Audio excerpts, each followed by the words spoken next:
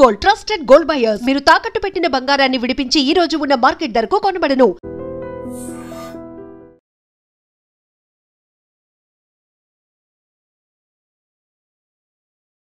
అనకాపల్లిలో జాతర జరుగుతోంది. జాతర అంటే మామూలు జాతర కాదు. వినాయక ఉత్సవాలను ఇంత జాతరగా జరగడానికి ప్రధాన కారణం అనకాపల్లి జిల్లా ఎన్టీఆర్ గ్రౌండ్స్ లో ఏర్పాటు చేసిన 126 అడుగుల ప్రపంచంలోని అత్యంత ఎత్తైనటువంటి వినాయక స్వామి వారి విగ్రహాన్ని ఏర్పాటు చేయడంతో వివిధ రాష్ట్రాల నుంచి కూడా ఈ అత్యంత భారీ గణనాథుని దర్శించుకోవడానికి వస్తున్నారు. శ్రీ సంపతి వినాయక ఉత్సవ కమిటీ ఆధ్వర్యంలో అనకాపల్లి జిల్లా ఈరోజు ప్రపంచవ్యాప్తంగా పేరు మారుమ్రోగిపోతుంది అంటే దానికి ప్రధానమైన కారణం అత్యంత ఎత్తైనటువంటి భారీ గణనాథుని ఇక్కడ అనకాపల్లి ఎన్టీఆర్ గ్రౌండ్స్ లో కొలువు తీర్చడమే. ఉత్సవ కమిటీ చైర్మన్ బుద్ధ భూలోక నాయుడు గారు మనతో పాటు ఉన్నారు. సో ఈ రెస్పాన్స్ చూస్తుంటే దాదాపుగా కొన్ని గంటల నుంచి కూడా భక్తులు క్యూ లైన్ లో వేచి ఉండాల్సినటువంటి పరిస్థితి.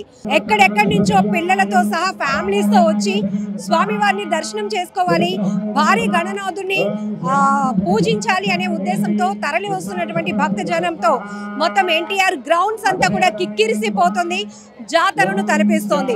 సో కమిటీ చైర్మన్ గా మీరు చెప్పండి, ఈ రెస్పాన్స్ చూస్తే కనుక వరల్డ్ లోనే అత్యంత ఎత్తైనటువంటి వినాయక విగ్రహం ఎక్కడ తయారు చేయించారు? అనకాపల్లిలోనే తయారు చేయించండి. అనకాపల్లిలోని కామధేను ప్రసాద్ అని శిల్పి చేత చేయించాం. ఈ 126 అడుగులు కూడా ప్యూర్ మట్టితోనే 10 టన్నుల మట్టి, 90 టన్నుల కర్ర, సర్వే కర్రతో కూడా ఆ ఏటుకొప్ప వాళ్ళ కుర్రవాళ్ళచే కట్టించడం జరిగింది.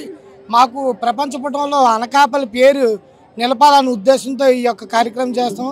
చాలా ఆనందంగా ప్రజల స్పందన కూడా చాలా బాగా వచ్చింది, రిసీవ్ చేసుకుంటున్నారు. అందంగా కూడా స్వామివారిని తయారు చేశారు. ఆ శిల్పి గారికి కూడా ప్రత్యేక ధన్యవాదాలు తెలియజేసుకుంటాం. స్వామివారి విగ్రహం రూపం చూస్తేనే చాలా కన్నుల పండుగ ఉంది.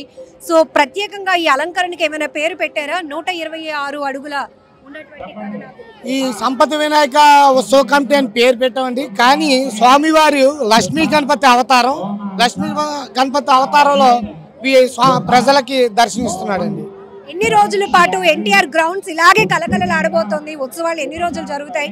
ఇంత భారీ ఎత్తున తరలి వస్తున్న జనంతో పాటు ఏర్పాట్ల విషయంలో కూడా ఎలాంటి కేర్ తీసుకుంటారు? దూర ప్రాంతాల నుంచి వచ్చిన ప్రజలకు తగిన సౌకర్యాలు ఏర్పాటు చేసామండి. త్రాగునీరు, అదే సులాబ్ కాంప్లెక్స్, అలాగే పార్కింగ్ ప్లేస్, ఉచితంగా పార్కింగ్ ప్లేస్, అలాగే ఉచితంగా దర్శనం. ఉదయం 6 గంటల నుండి 8 గంటల వరకు, మధ్యాహ్నం 1 గంట నుండి 3 గంటల వరకు కూడా ఉచిత దర్శనాలు. అలాగే అన్నిట్లో కూడా చిన్నపిల్లలకు కూడా ఫుడ్ స్టాల్స్ అని ఫ్యాన్సీ ఎగ్జిబిషన్ కూడా ఏర్పాటు చేయడం చేశాం. ఎన్ని రోజుల పాటు జరగబోతుంది? నిమజ్జనం ఎలా ప్లాన్ చేస్తున్నారు? నిమజ్జనం ఇక్కడ జరుగుతుందండి. నిమజ్జనం 22వ తారీఖు సెప్టెంబర్ పెట్టడం జరుగుతుంది. 20వ తారీఖుని స్వామివారికి సిద్ధి బుద్ధి కళ్యాణం చేసి తదనంతరం 30,000 మందికి అన్నదానం చేసిన తర్వాత నిమజ్జనం 22వ తారీఖుని ఇక్కడ చేయడం జరుగుతుంది.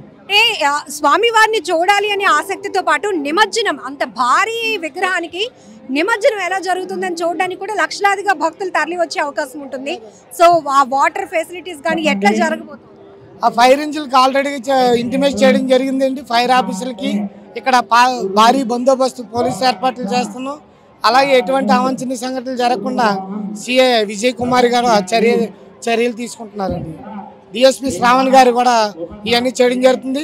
ఈ ఉత్సవ ఏర్పాట్లన్నీ కూడా డైట్ కాలేజీ చైర్మన్ అయినటువంటి దాడి రత్నాకర్ గారి పర్యవేక్షణలో జరుగుతున్నాయండి.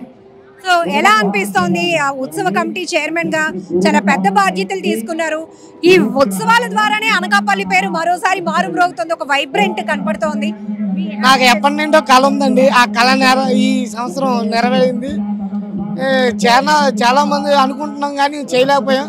కానీ ఈ సంవత్సరం ఎట్లాగైనా చేయాలనే ఆలోచనతోనే ఈ కార్యక్రమం చేయడం జరిగింది. నిజానికి అనకాపల్లిలో కొన్ని సంవత్సరాల నుంచి ఉత్సవాలు జరుగుతున్నాయి, వినాయక ఉత్సవాలు. ఎప్పుడు కూడా ఇంత అత్యంత భారీ విగ్రహాన్ని లేదండి. సుమారుగా ₹1,00,00,000 వ్యయం చేసి ఈ కార్యక్రమాలన్నీ జరుగుతున్నాయండి. అది కూడా ఎవరైనా స్వచ్ఛందంగా ఎవరైనా చేయడం జరిగితే ముందుకు వస్తే వాళ్ళ ద్వారా తదనంతరం పూజలు చేయడం.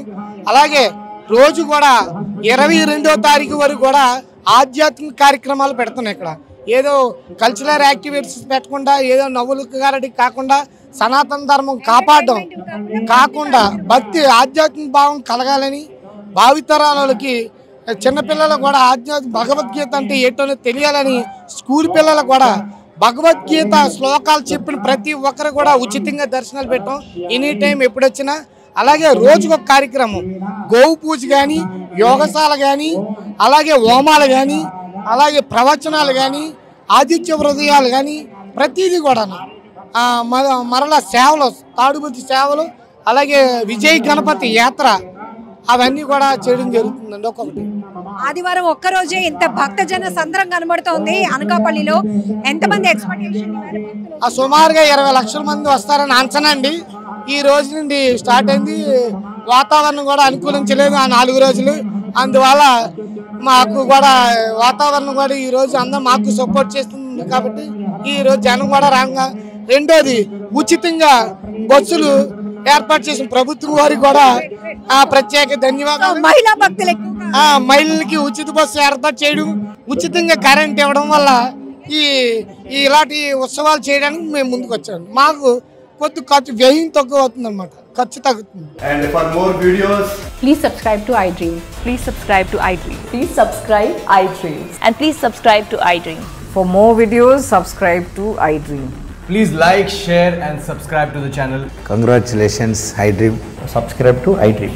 Subscribe to iDream. So subscribe to iDream Media.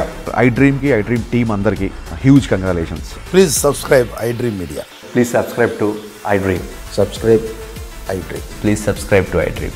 iDream అంటే నా కళల ఛానల్ సబ్స్క్రైబ్ చేసుకున్నారు, నోరు తిరుగుతలేదు. మీరైతే గంట గుర్తు కొట్టండి. For more such videos, please subscribe to iDream. Subscribe to iDream. Please subscribe to iDream. Please subscribe iDream Media. Please do subscribe to iDream. Please subscribe to iDream Media. For best entertainment and information, please subscribe iDream. And don't forget to subscribe to iDream.